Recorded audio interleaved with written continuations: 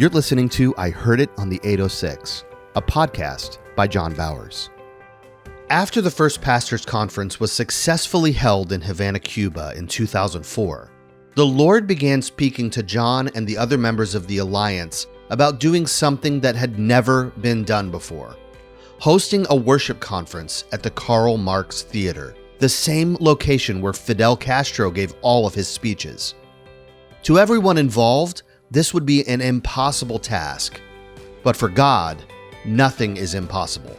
Here's John telling the story of the amazing things God did to make this historic moment possible. After the convention in 2004 in Havana, Hector Hunter, Eliseo, and Alejandro Nito again met with me and said, what do you believe God has for us next?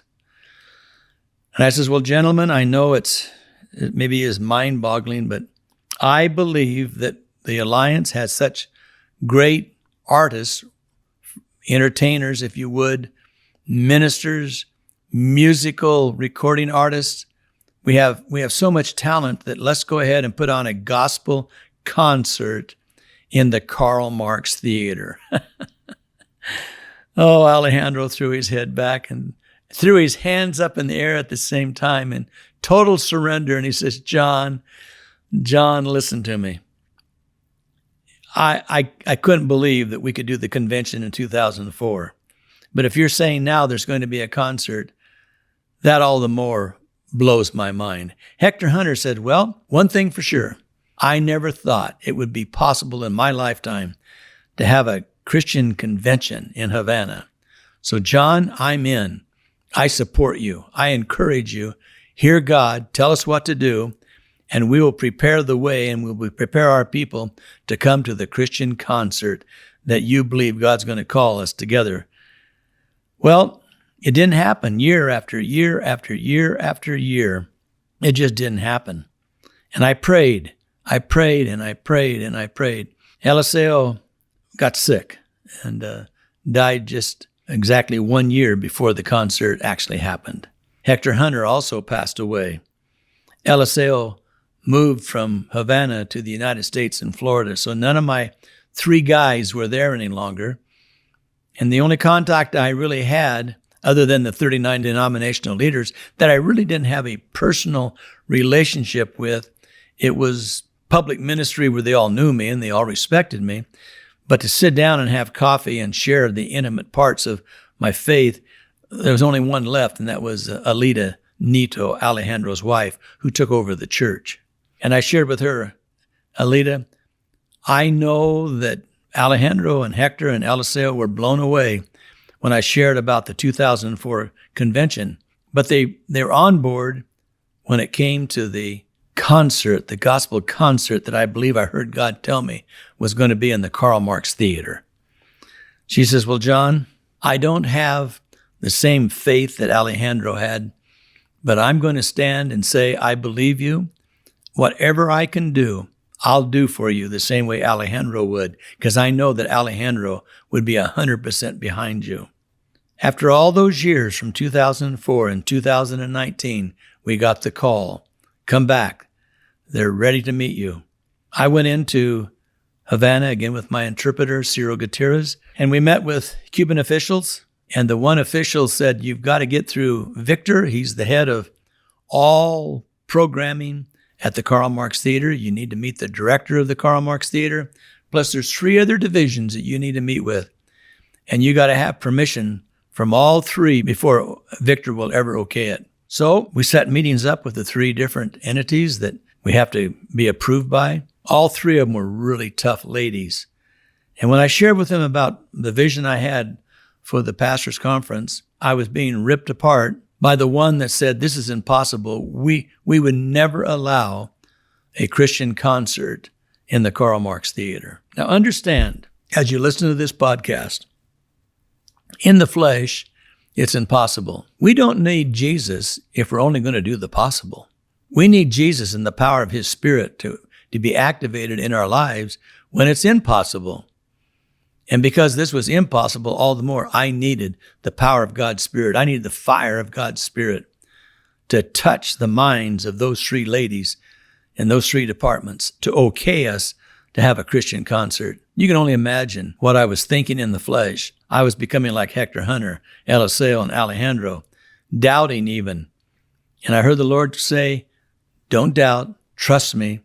This is beyond you. This is when I can do my best. That night, we had gone back to the Malia Cahiba Hotel.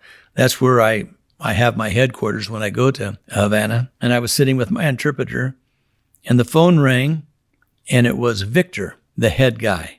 Couldn't believe it. Amazing. We'd try to meet with him, and he wouldn't meet with us. Victor says, I'm coming to the Malia Cahiba Hotel. I'll meet you in the lobby in a half an hour. My interpreter and I were in the lobby waiting for him, and that half hour came, and here comes Victor. Very professional, very dignified. Walked up. My interpreter introduced me to him.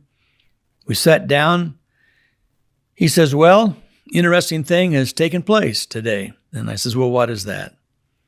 He said the three department heads voted, and as you well know, it has to be majority. Can't be 2-1 or 1-3. It has to be 3 in favor of such a concert.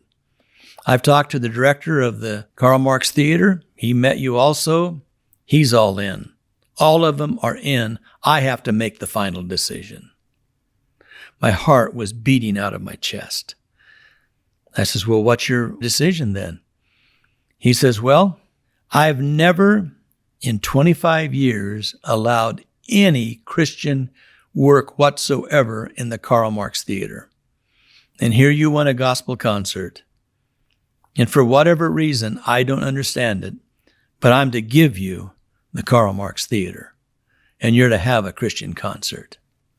He reaches across the table and he stuck his hand out.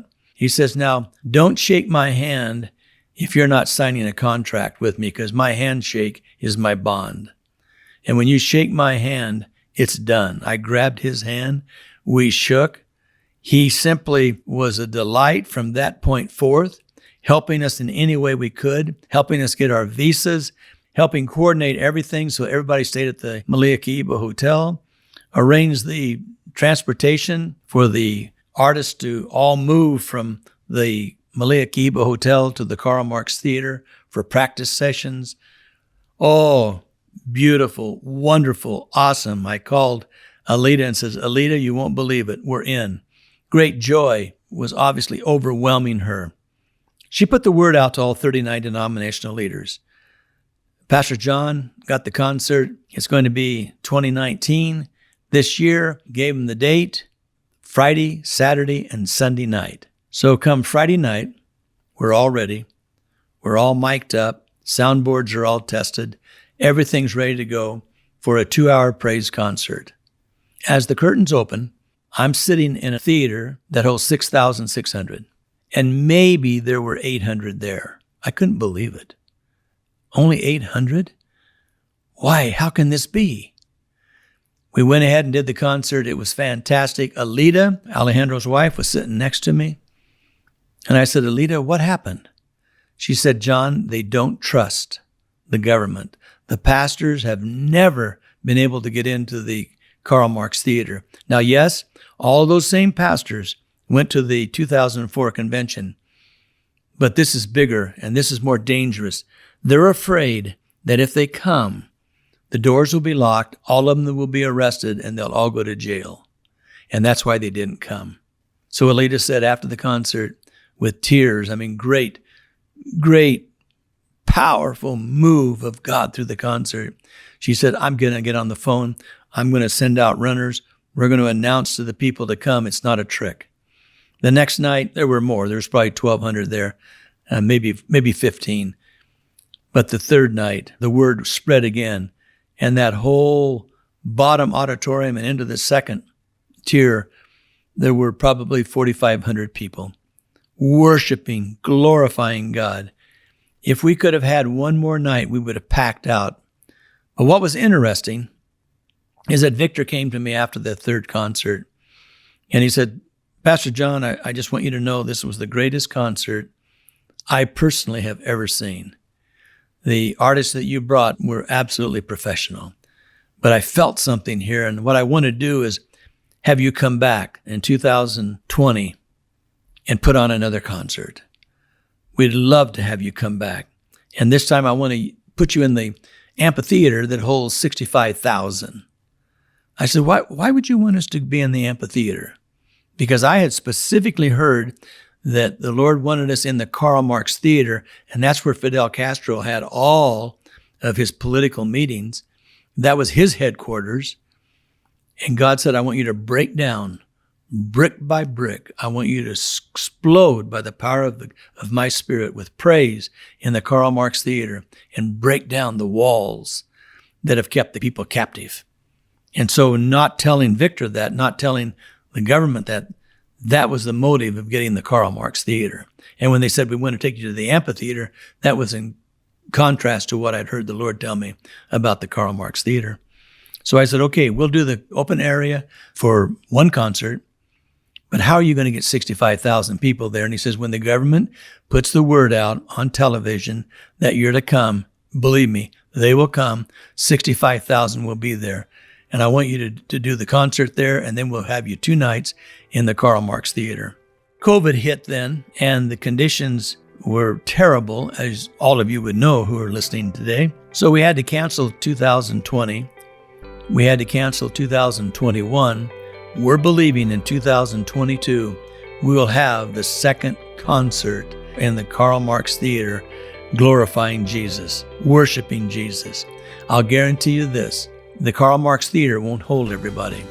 So we may very well have to go 2 concerts on each night, and then the big amphitheater for the 3rd night. Oh, praise God for his faithfulness. Alejandro and Hector and Eliseo would have been so excited to see the glory of God fall on the saints of Cuba. You've been listening to the I Heard It on the 806 podcast with John Bowers. Make sure you don't miss an episode by subscribing wherever you listen. To learn more about John Bowers, this podcast, and to find out how you can get a copy of his new book, I Heard It on the 806, go to ihearditonthe806.com. This has been an Avenue 153 production.